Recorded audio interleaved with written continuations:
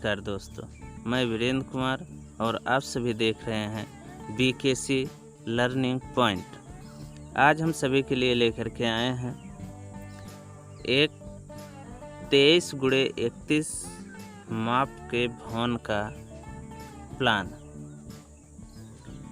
इस माप का हो तो भवन हमारा किस प्रकार से बनेगा और उसमें क्या क्या हमको मिल सकते हैं। पहले बात कर लेते हैं इस भवन की लागत की, या यह पहले देख लिया जा रहा है कि जो हमारा भवन है यह कितने स्क्वायर फीट का बन रहा है। तो ऐसे में इन दोनों का गुणा किया गया जो लगभग 713 स्क्वायर फीट हो रहा है, यानी इतना स्क्वायर फीट के लगभग एरिया बन रहा है। अब जैसे अगर कहा जाए कि इस माप का भवन बनाना है तो जो भी प्लाट हमारा होगा इससे बड़ा साइज का हो या कम से कम इतने माप का होना आवश्यक है, तभी ये प्लान हम वहाँ पे बना सकते हैं। जैसे अगर बात किया जाए प्लान का,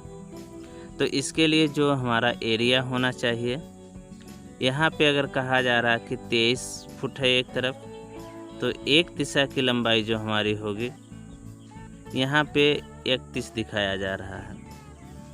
यानी जो चौड़ाई होगी इससे अधिक माप का ही होना चाहिए,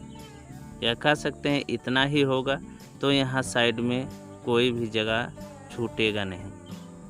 अगर बात किया जाए कि अगर हम इतने माप का भवन बनाते हैं तो इस पे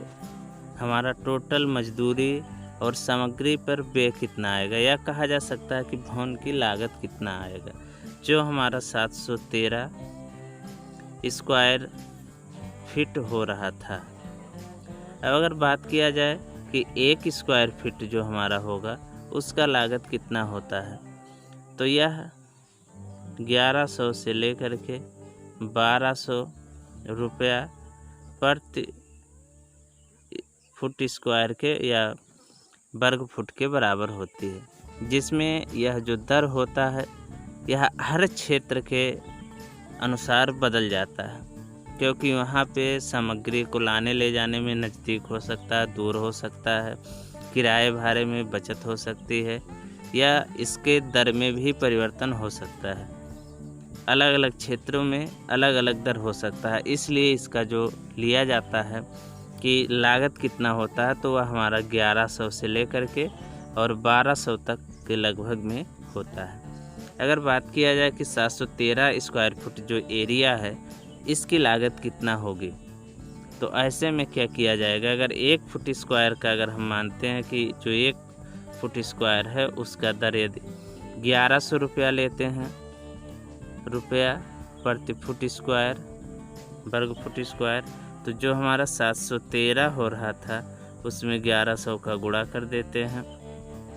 तो ये हमारा जो टोटल लागत हो जाएगा लगभग इतना रुपया हो रहा है, यानी 7,84,300 रुपया लगभग आ रहा है, या कहा जा सकता है कि 8 लाख रुपए में यह भवन हमारा बनेगा। अब जो 8 लाख रुपये लगाने पे भवन हमारा बन रहा है, अब हम देख लेते हैं कि इसका जो प्लान होगा यह प्लान किस प्रकार से होगा। तो आगे हम प्लान देखते हैं इसका। ये दिखाया गया है इसका प्लान। इस प्लान की अगर बात किया जाए तो इसके एक साइड का माप 31 फुट दिखाया गया, जबकि एक साइड का माप दिखाया गया कि 23 फुट है,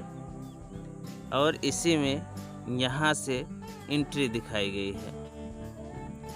यानी यहाँ से प्रवेश किया जाएगा। जो भवन हमारा होगा उस भवन में यहाँ से एंट्री लिया जाएगा। अब अगर एंट्री करते हैं तो सर्वप्रथम यहाँ पे एक पार्किंग दिखाया गया है,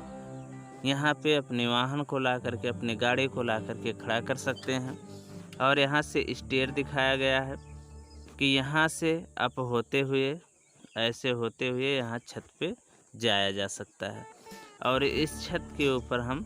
स्लैब बना देंगे, छत बना देंगे, जिससे कि वर्षा का पानी सीढ़ी से होते हुए अंदर ना आने पाए, पार्किंग एरिया में ना आने पाए। इसके बाद जब यहाँ से हम प्रवेश करते हैं, एंट्री करते हैं, तो एंट्री करने के बाद जैसे ही देखते हैं तो ये हमारा ड्राइंग रूम में आ सकते हैं। और ड्राइंग रूम से होते हुए हम यहाँ पे लॉबी में जा सकते हैं। यह कह सकते हैं कि यहाँ खाली स्थान छोड़ा गया है जो बरामदे के रूप में भी प्रयोग किया जा सकता है। अगर इसको हम बरामदे के रूप में प्रयोग करते हैं या लॉबी के रूप में प्रयोग करते हैं तो ये हमारा पूरा इतना एरिया होगा। यहाँ पे डाइनिंग सेट की भी व्यवस्था की जा सकती है कि यहाँ पे कुर्सी मेज लगा करके खाना खाने के लिए भी उचित व्यवस्था हो सकता है। साथ ही अगर बात किया जाए तो जो ये हमारा डाइनिंग रूम है इसको गेस्ट के रूम के लिए भी प्रयोग में लाया जा सकता है। यहाँ से यहाँ पे टॉयलेट दिखाया गया, यहाँ पे किचन दिखाया गया और यहाँ पे इसको बाथरूम के लिए OTS को बाथरूम के लिए भी प्रयोग किया जा सकता है कि जो भी हम बाथरूम बनाएं उसके लिए प्रयोग कर सकते हैं। या कहा जा सकता है कि स्टोर के रूप में भी इसका प्रयोग किया जाता है,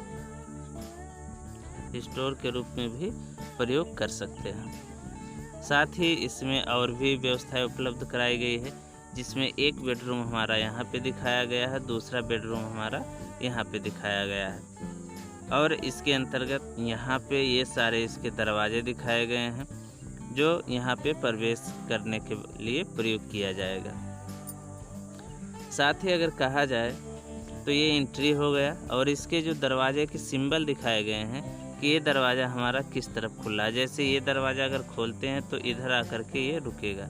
लेकिन अगर ये जो दरवाज़ा यहाँ पे दिखाया गया थोड़ा सा मिस्टेक हुआ है। इस दरवाजे को यहाँ पे ला कर के खोला जा सकता है। अगर यहाँ पे खोलते हैं तो ऐसा हो सकता है कि पार्किंग के लिए यहाँ पे जगह थोड़ा सा कम पड़ जाए, इसीलिए इस दरवाजे को बाहर की तरफ खोल करके रखा जाएगा,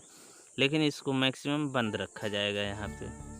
साथ ही यहाँ पे इस बेडरूम के लिए यहाँ से और इसके लिए यहाँ पे 2 दरवाजे प्रोवाइड कराए गए हैं और टॉयलेट के लिए यहाँ पे दरवाज़ा प्रोवाइड कराया गया है, जबकि किचन के लिए कोई दरवाज़ा प्रोवाइड नहीं कराया गया है। अगर बात किया जाए इसमें विंडो की तो सामान्यतः जो विंडो दिखाया गया हमारा यहाँ 2 स्थान पे विंडो दिखा दिया गया है, लेकिन आवश्यकता अनुसार इसमें हम विंडो इस वाल पे, इस वाल पे, इस वाल पे, एक यहाँ पे, टॉयलेट पे सिर्फ वेंटिलेटर और यहाँ किचन में और यहाँ पे पहले से ही ऑलरेडी दिखाया गया है।